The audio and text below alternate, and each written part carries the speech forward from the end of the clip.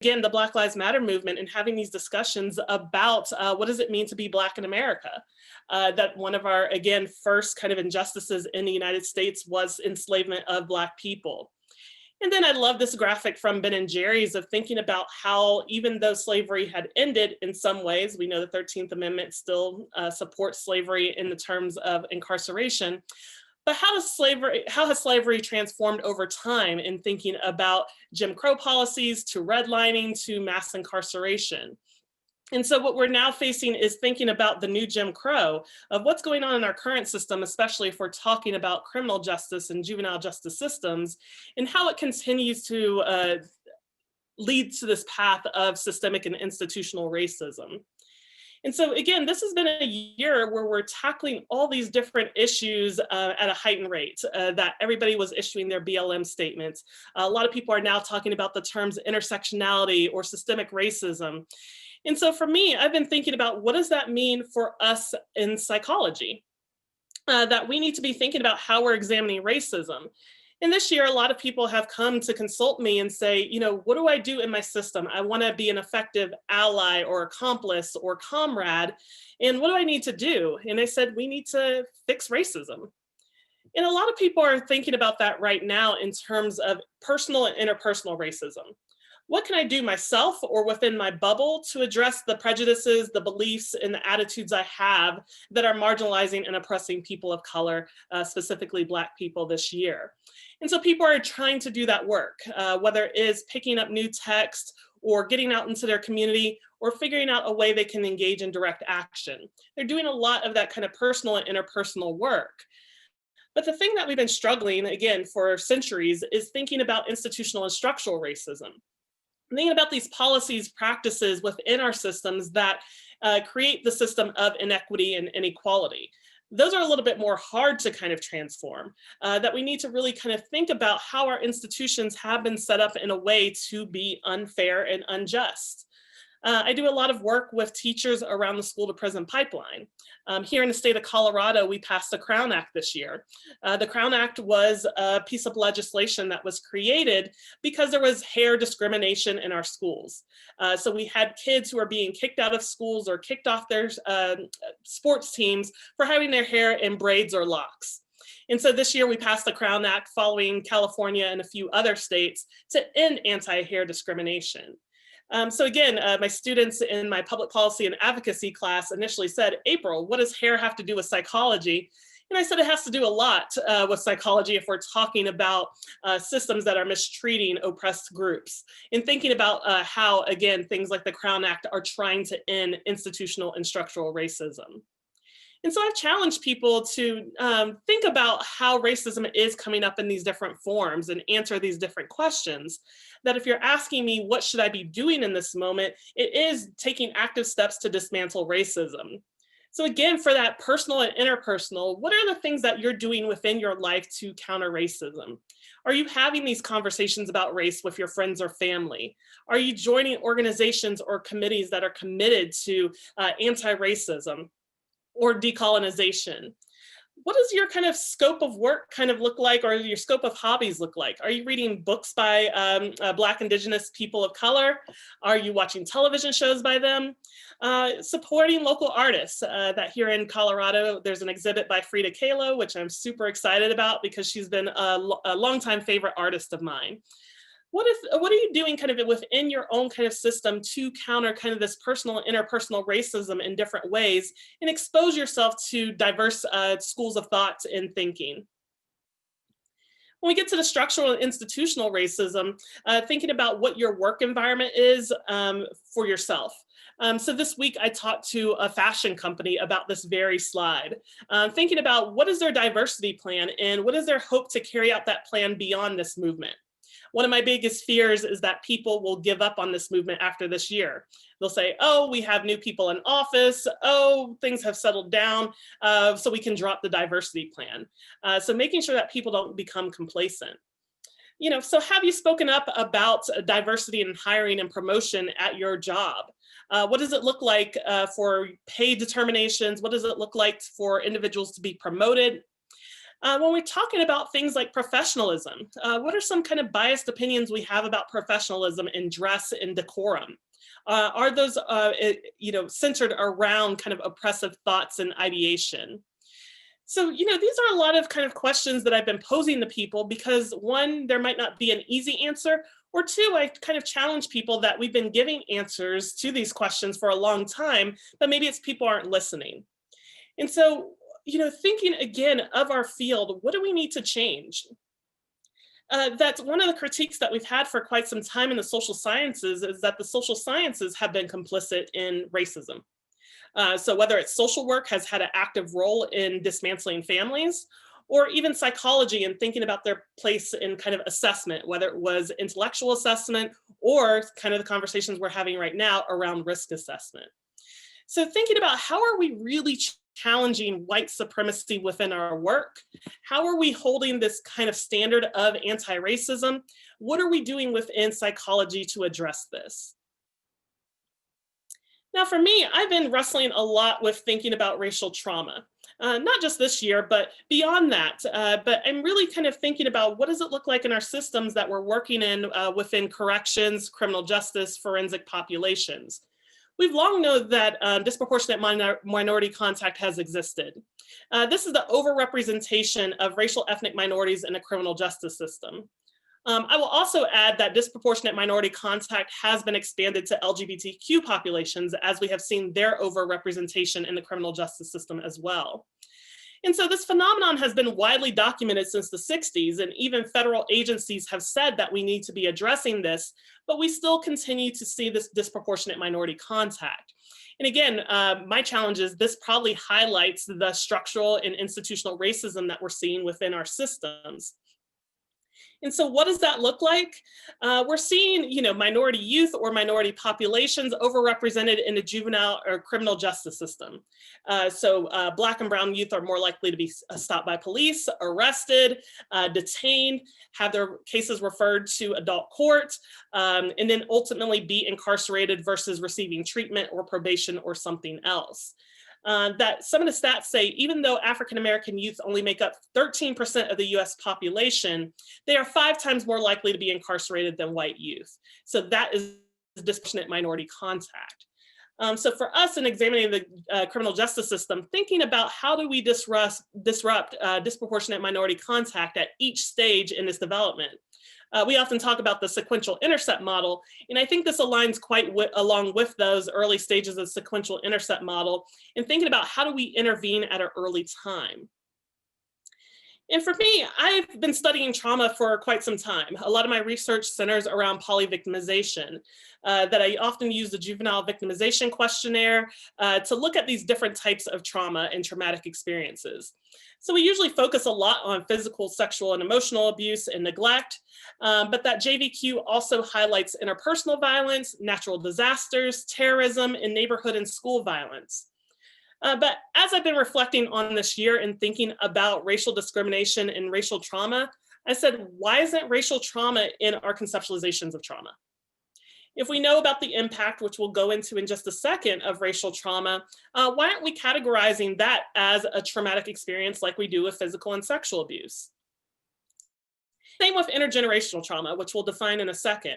Why aren't these in our conceptualization of trauma if they are causing the same symptoms of post-traumatic stress disorder or other psychological symptoms as in some of these other forms of trauma? So I just want to take a glance at maybe those different forms of racial trauma and what is racial trauma in our current conceptualization. It's simply the experience of racial discrimination in leading to, again, psychological symptomatology such as PTSD. That racial discrimination as a stressor can cause distress, anxiety, affect your mental and physical health, and lead to a number of different risk behaviors. And this one article by William et al. In 2018 really breaks down kind of the different areas of a racist event and how it leads to these different symptoms. And again, matches up quite well with other types of traumatic events and their outcomes. And so again, we've had a lot of kind of recent big events in the media that have highlighted different types of racial trauma.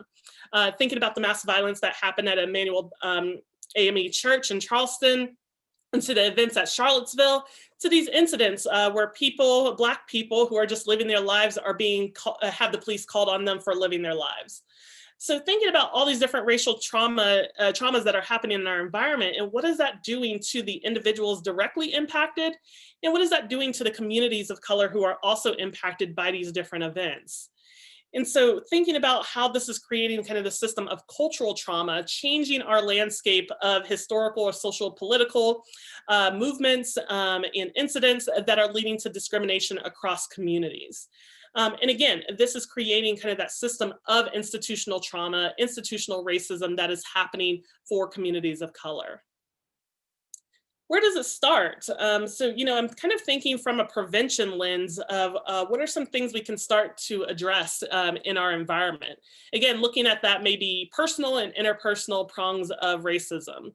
And so a lot of you have already heard about microaggressions, these brief or commonplace daily verbal, behavioral, environmental incidents that communicate some hostility, derogatory language, or direct kind of racial slights, insults, or slurs.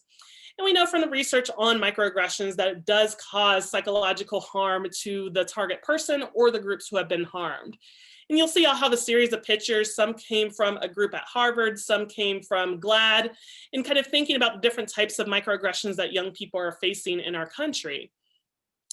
And Daryl Tsu and others have talked about the different categories of microaggressions.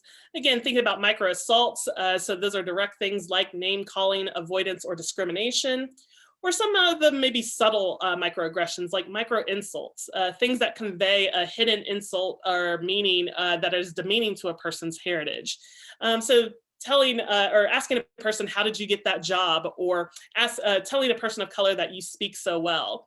To micro invalidations, which are simply around kind of color blindness, that you're denying a person's experiences, denying a person's heritage, and the things that they are experiencing within their own environment. So the things that you hear like, I don't see color, which erases the true kind of, again, incidents of racism that are happening in one's environment.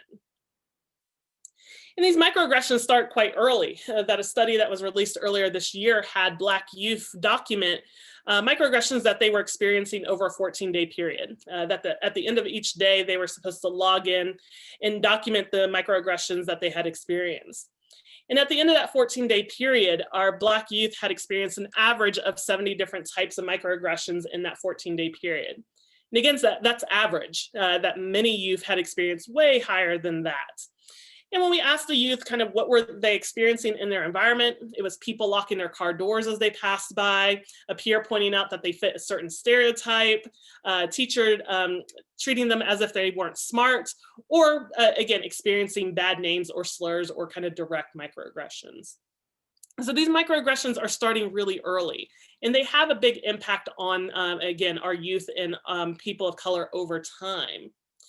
And so then we get to kind of this issue this year of police violence that we know, again, if we're looking at that term of disproportionate minority contact, we're seeing it with police violence and murder of Black people by police.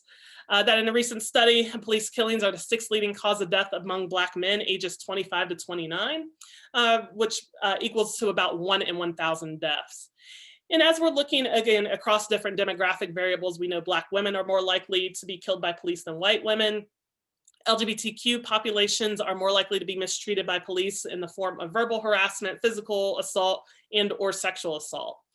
And the biggest problem that we see again across our country is thinking about what is justice, that a majority of officers who are committing these acts of police brutality or fatality are not charged for their crimes. And what is that doing to our communities? This year, as I've been interviewed by a bunch of different outlets, a lot of reporters asked me first, what did you think of the George Floyd video when you first saw it? And I immediately tell them I actually didn't watch it, and I still haven't watched it to this day. And one of the reasons for that is the research on the spillover effects of police killings on Black Americans. Again, thinking about how it's creating community harm. That watching the news accounts of these violence, seeing them on television, seeing them on social media repeatedly does impact, again, mental health, physical health, results in more mental health days taken off of work, and ultimately is causing, again, this intergenerational transmission of trauma that we'll define in a second. And that's what's propelled the Black Lives Matter movement, is the Black Lives Matter movement did evolve from the experiences of these spillover effects of racial trauma and racial distress. That these were people who had to get together and find a way to cope with that distress. And to cope with that distress was to get out and speak your voice and figure out how do we come together and evoke change? How do we change our systems and come together with some common goals? There's a lot of myths out there about the movement. So I have some links here, which I encourage you to look at, of thinking about what is the movement about? What are some of the policy platforms within that movement? Because I think this is important to kind of think about with your clients, that if you see this article from Seaton et al. 2020, they found that Black Americans who supported kind of the goals or the kind of values of the movement reported positive physical health and social concept, that it didn't directly assess mental health outcomes, but looked at kind of your kind of social concept, self-esteem, and we saw some benefits of supporting the movement in that as well. And so again, if we're seeing these things happen across time, we need to be thinking about how that's creating historical trauma, that over time, generations have been exposed repeatedly to violence, that this issue of police brutality is not new, that policing in the United States started in the form of slave patrols. And again, many of us argue that it's just transformed over time. So thinking about what does that do to the person and communities across time. And it's not just Black Americans, that we talk about historical trauma towards, again, Indigenous populations, Holocaust survivors, again, Japanese American survivors in internment camps, and other populations too. And so this is why we call it an intergenerational transmission of trauma, referencing kind of the impacts of that trauma on the offspring of individuals who've experienced trauma over time. That intergenerational transmission of trauma was first kind of conceptualized in looking at the descendants of Holocaust survivors. That if we look at their children, grandchildren, great-grandchildren, they're actually predisposed to experiencing stressors at a heightened rate than people who are not descendants of Holocaust survivors.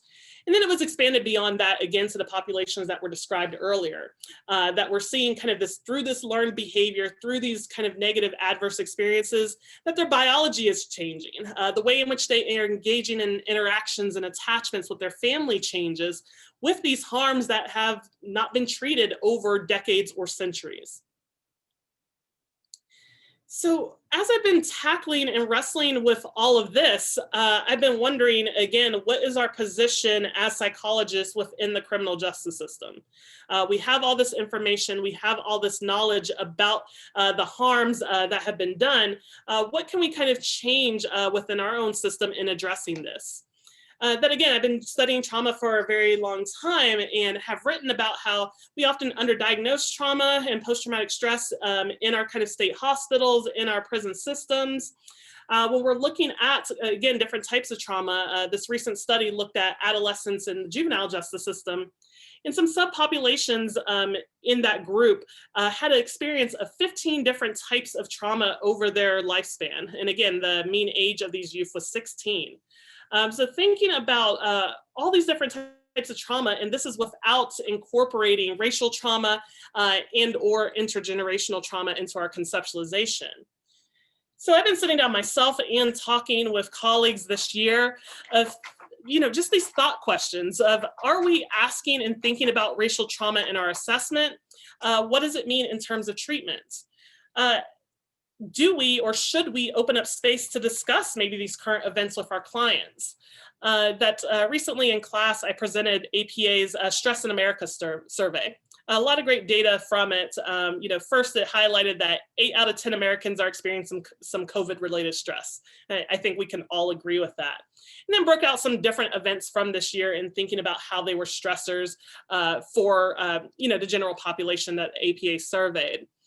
And I just talked with my students about, should we be kind of bringing this to the room of thinking about what is it like to be a parent right now in COVID-19?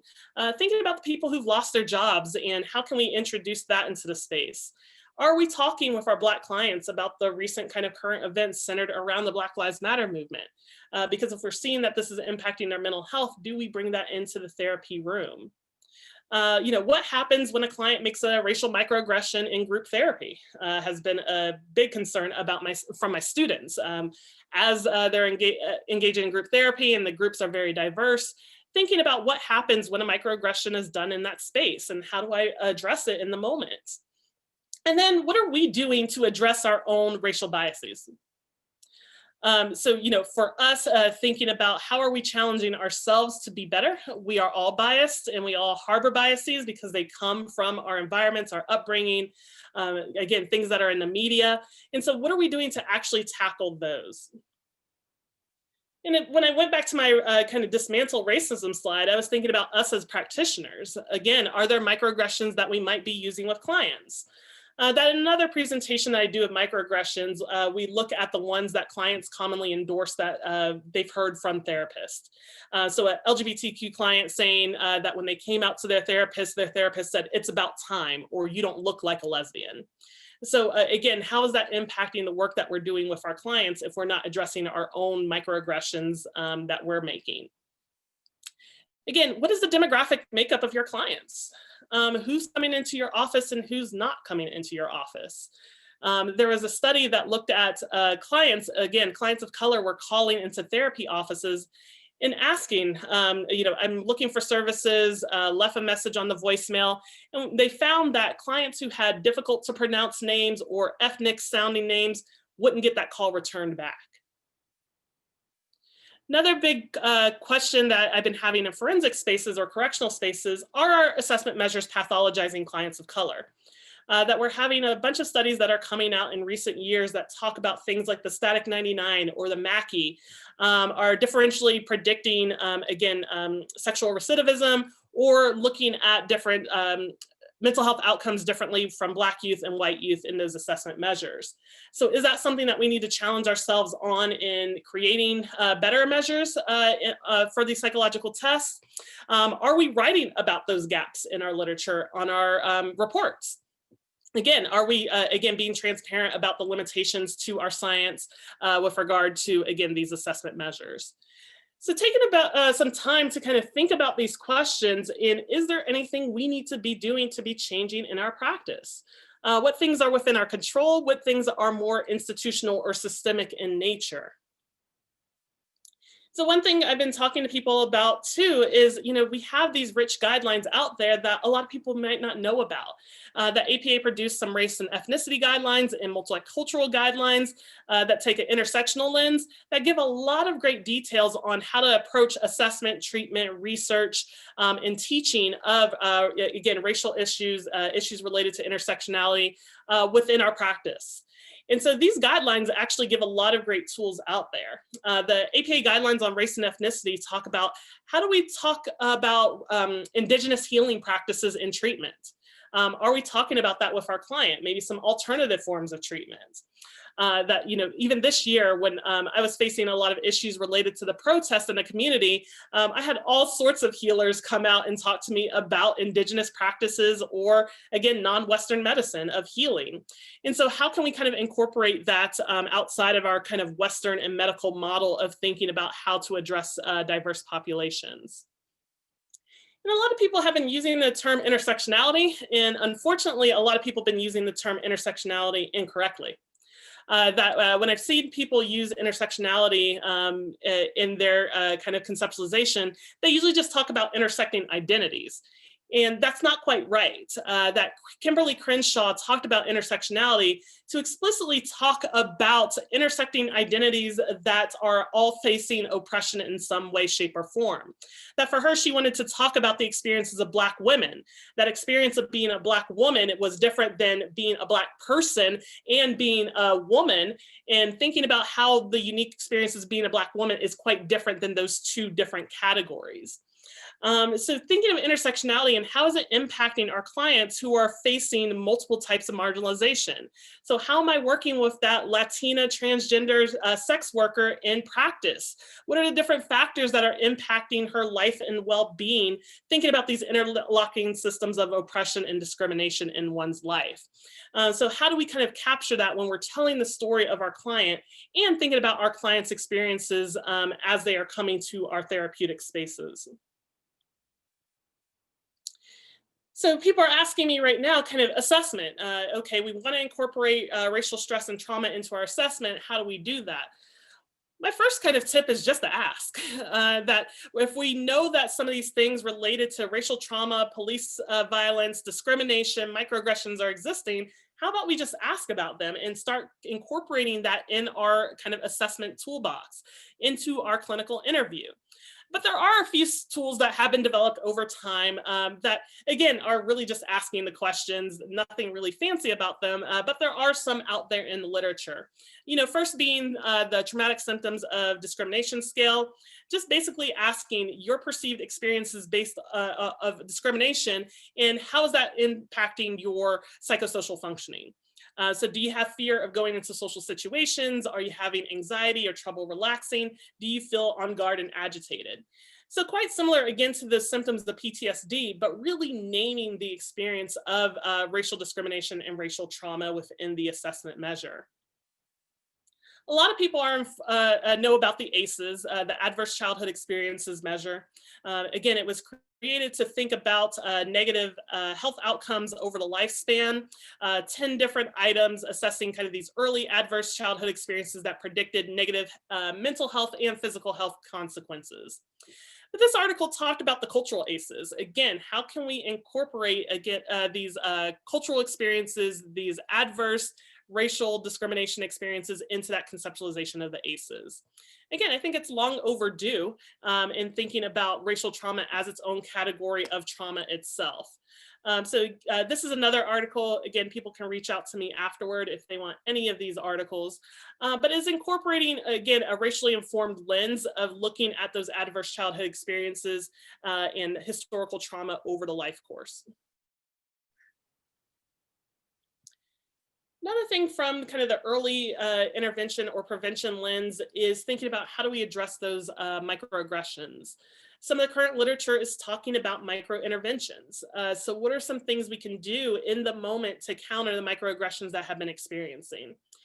And really, microinterventions are a simple tool. It's validating the person's experience in the moment, affirming their kind of racial group or identity, giving support or encouragement to that person in the moment and in that time, and addressing the microaggression right then and there.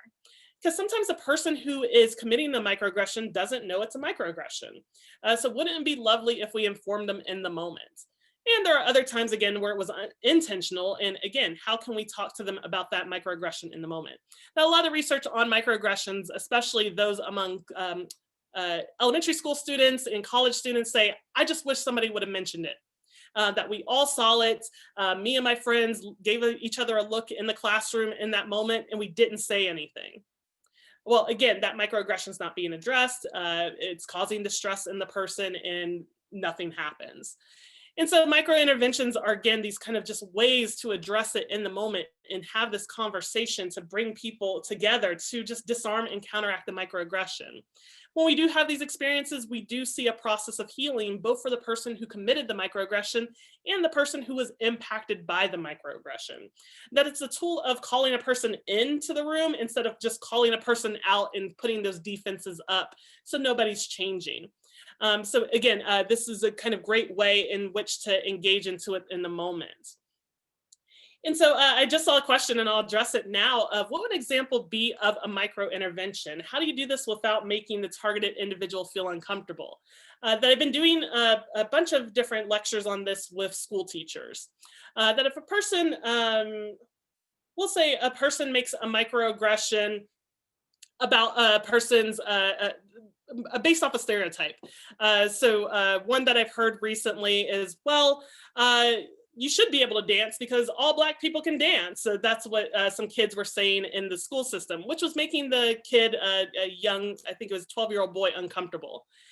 And so what the teacher did after we had this discussion, it was think about how can I address that in a moment? And I said, how might somebody else feel by that comment? Or what if that comment isn't true of all people? And having a dialogue about the comment that was made.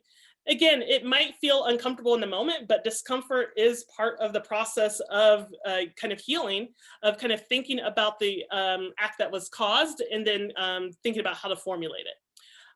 Or again, microaggression about In the workplace. We were just doing DEI training about hiring today. And saying a microaggression like, well, there's no, I want to make sure that we have a qualified person instead of just hiring an African American. Well, some of the microaggression behind that is, wait, is there no African American who could be hired or qualified?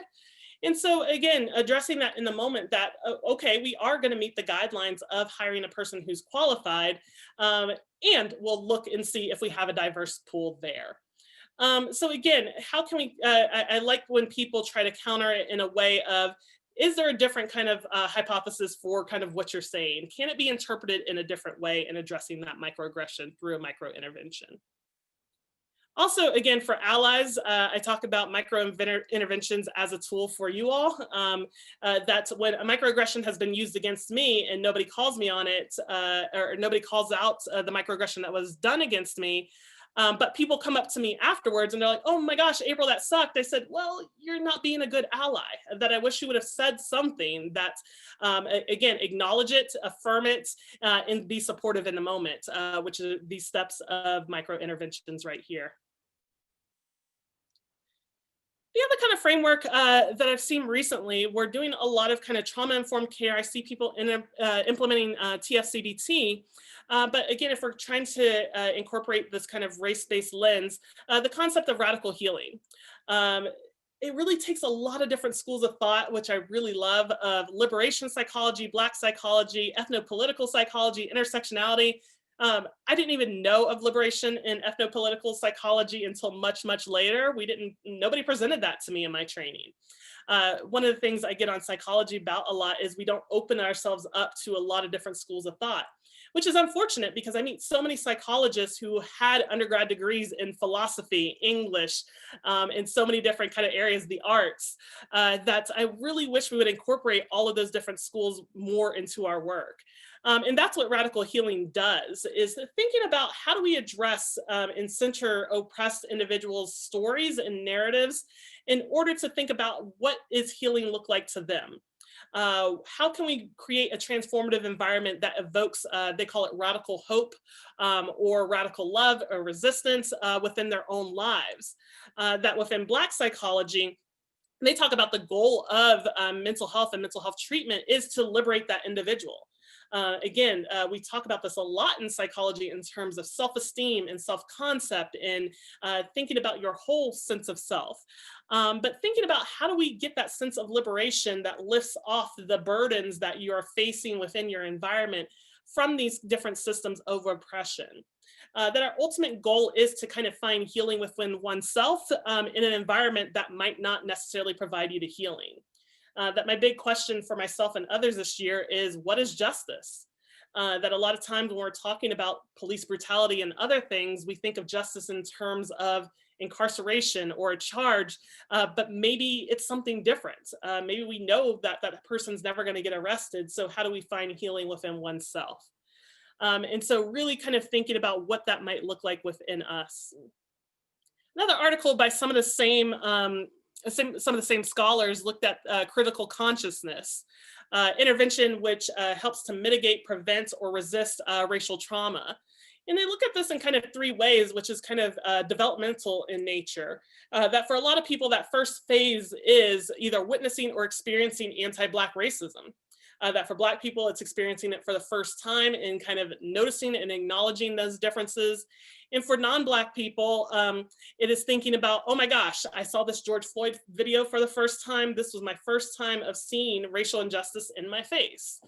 And so then what's next? What do we do with that experience that we just had of anti-Black racism? Well, we're going to go through this processing phase.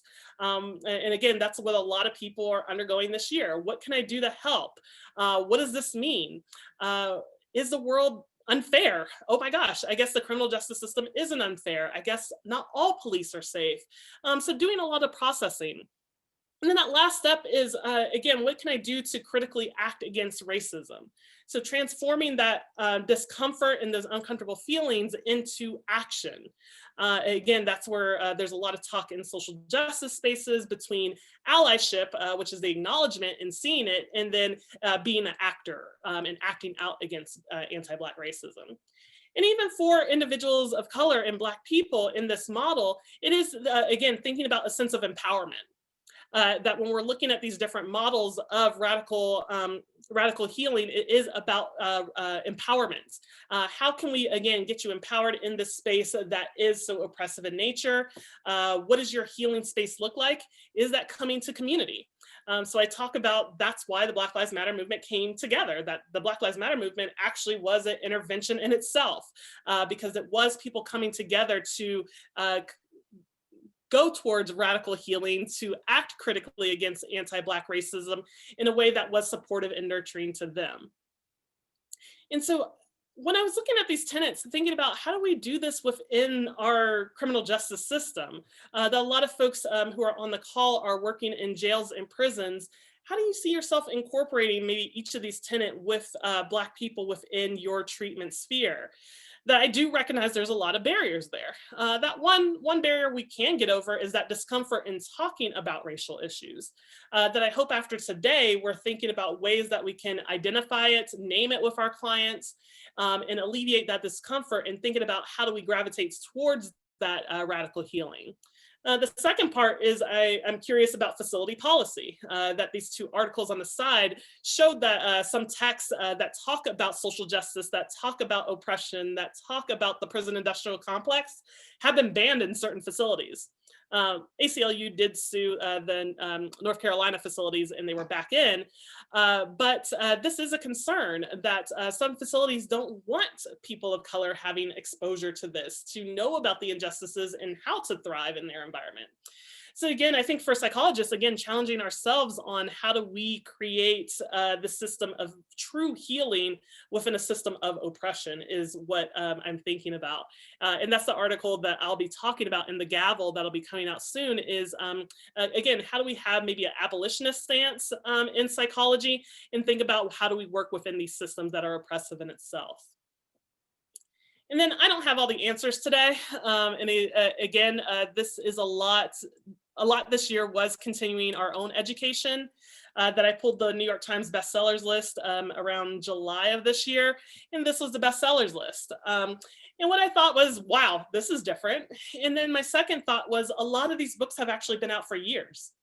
And it was a lot of people picking up these books for the very first time, which kind of highlights the lack of education we have within our system. So there's a lot of books out there like Lies My Teacher Told Me, The Black Women's History of the United States. There's a whole series on that with different groups, Indigenous history, LGBTQ history. What were the things that were left out of our education that we didn't know about? You know, that's why The Crown is a hit right now, because some people are being exposed to parts of history that we didn't have within our K through 12 schools. So for a lot of people, including myself, it has been a lot of catch up.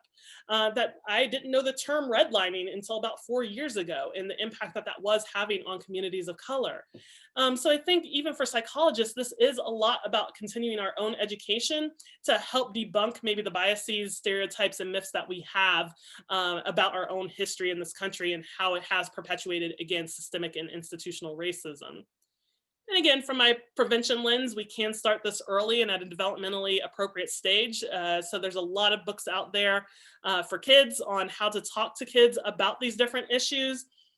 And so I encourage a lot of parents to kind of pick up these books and think about how can I address them with my children at an early age. That we know from like the Clark and Clark Doll study that kids sense these disparities at an early age. So how can we actually talk to them about it and address it in a developmentally appropriate manner? So I know we're about to open up for questions now. So, you know, just my kind of lingering thoughts. I know I didn't resolve everything today, but just thinking about how we need to do better about accounting for and incorporating racial and historical trauma into our conceptualization of trauma, since it is a form of trauma. And so for us as clinicians, we need to name that, address it, assess it, and think about how do we incorporate it in our treatment, because I think it's important to do that as a form of providing ethical and culturally humble or competent care. That if we're missing this core component of a person's life, then we're not providing the appropriate form of healing or treatment to that person. So I do want to thank you all for, again, having me here today. I hope to continue this conversation. I hope in some of my new leadership roles that I will continue to write and have dialogue about how do we do this better in our criminal justice and forensic settings. So I hope this isn't the end of this conversation, but just the beginning. So thank you all so very much.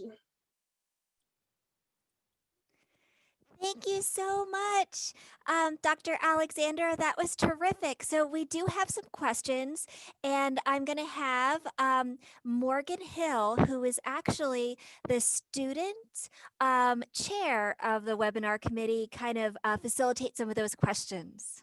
Hi, Morgan. Hello, thank you so much. That was a wonderful, wonderful presentation. The first question that we have is, do you have any advice on how to manage the line between advocacy and being a clinician for clients in a correctional setting? Such a great question, because I think it really is a fine line in some ways. I do have a presentation I do a lot on advocacy and social justice. And what I talk to people about is there's a lot of research on client-centered advocacy. How do we, again, and most of the research on there is about empowerment. How do we empower our clients to speak up for themselves or to advocate for themselves? That both in a lot of our correctional and forensic psychology, people get hung up on the objectivity. They say, I want to be objective. I don't want to seem like I'm biased. And I say, well, one, we're all biased. So that's first of all. And then two, what's wrong with naming this? What's wrong with naming kind of what's going on in our clients' lives and again, putting it into our conceptualization? That could read as advocacy, but I read it as, again, providing comprehensive, culturally competent care. Wonderful, wonderful. And this is kind of a related question, but maybe a little bit more specific. What do you think the best way is to recognize and address racial injustice while also attending to reductions in recidivism and on interventions that focus on antisocial thought processes and behaviors? Mm. Yeah, that's a complicated question. So, this year, just a couple months ago, and if people are interested, they can email me as well. ACL produced this document that one of our Colorado risk assessments is racially biased. So, again, we have to kind of break down, what does that mean? Is it a flaw in our assessment measure, how we're capturing things? Is it truly biased based off of our kind of categorization of psychometric biases? So that's another thing we need to look at and examine.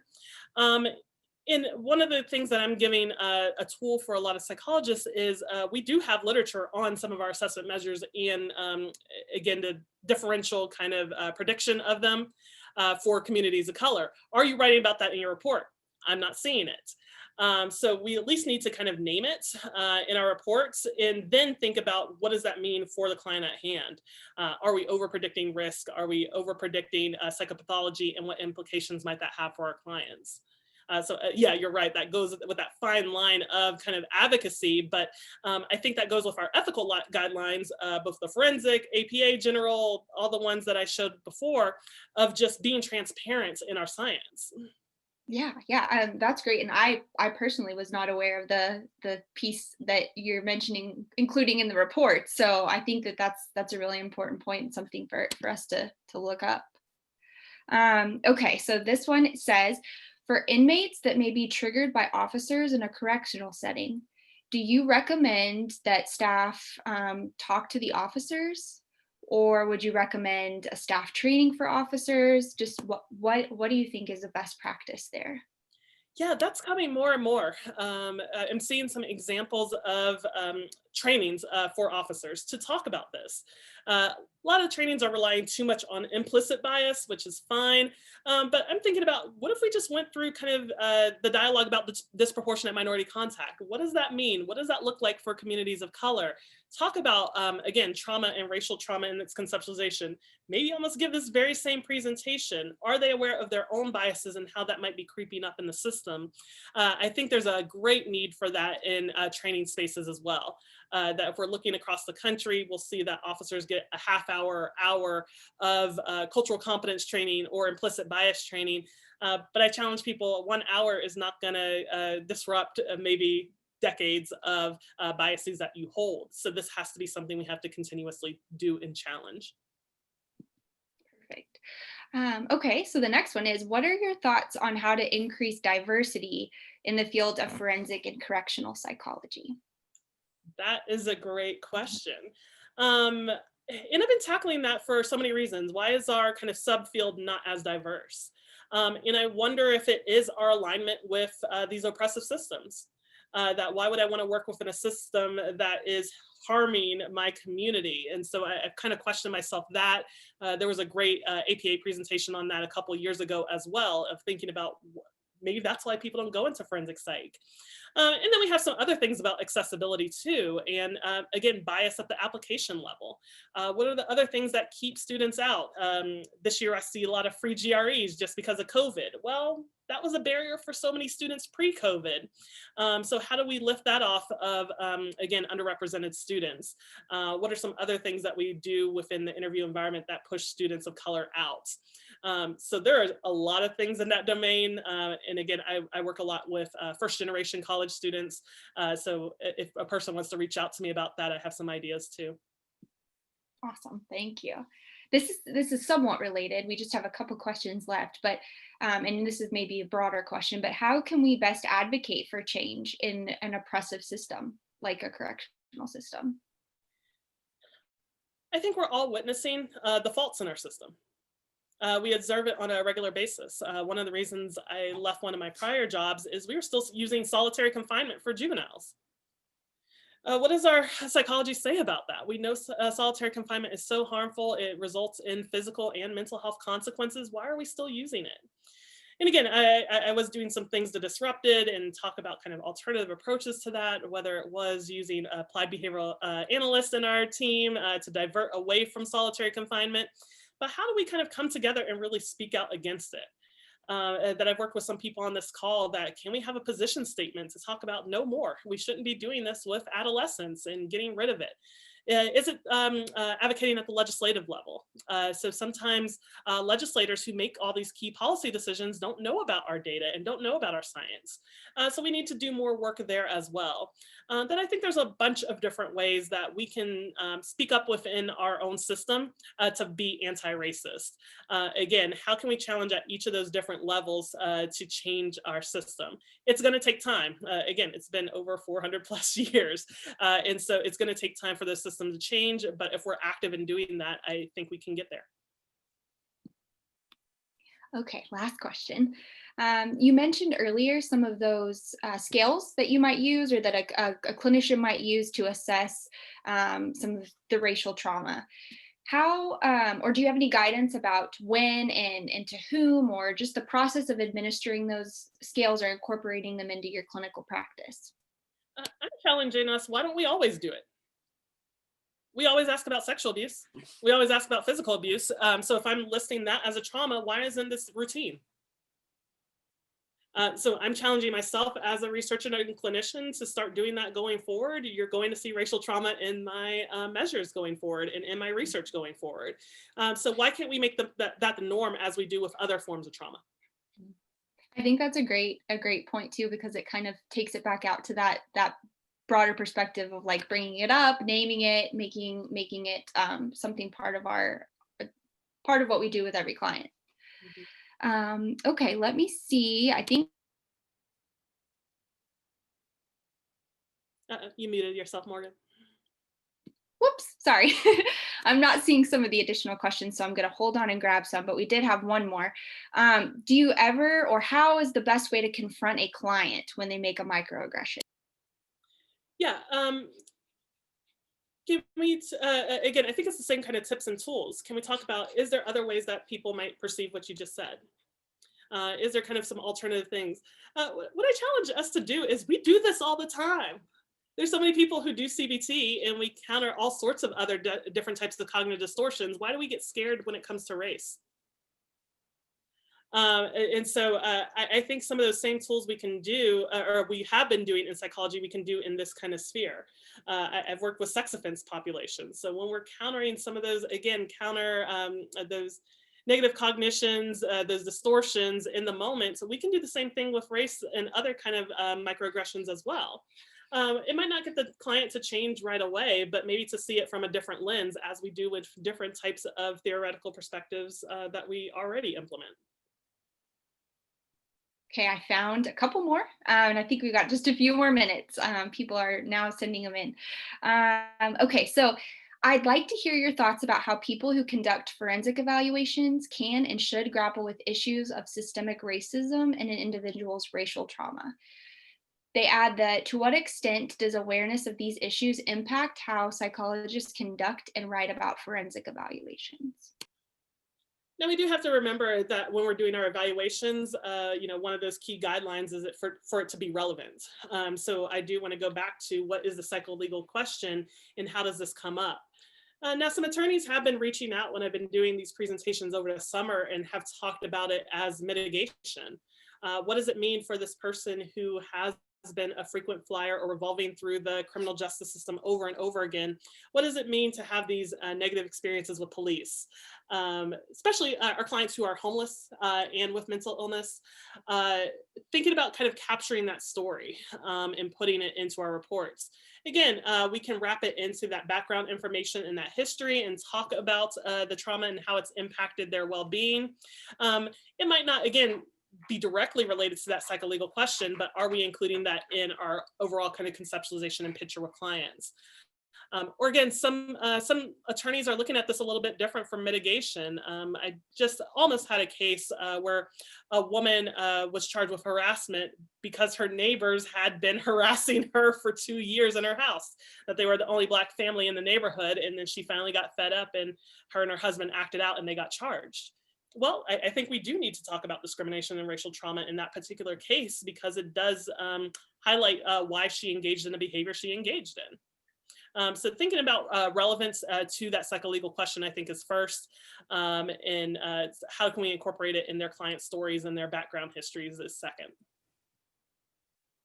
Great suggestions. Thank you. I think we'll stop the questions there. We had a few more, but I know we gave you a lot of questions. Hey, if people please reach out to me individually too, if you did have these questions that you wanted addressed, and I'd be happy to answer them.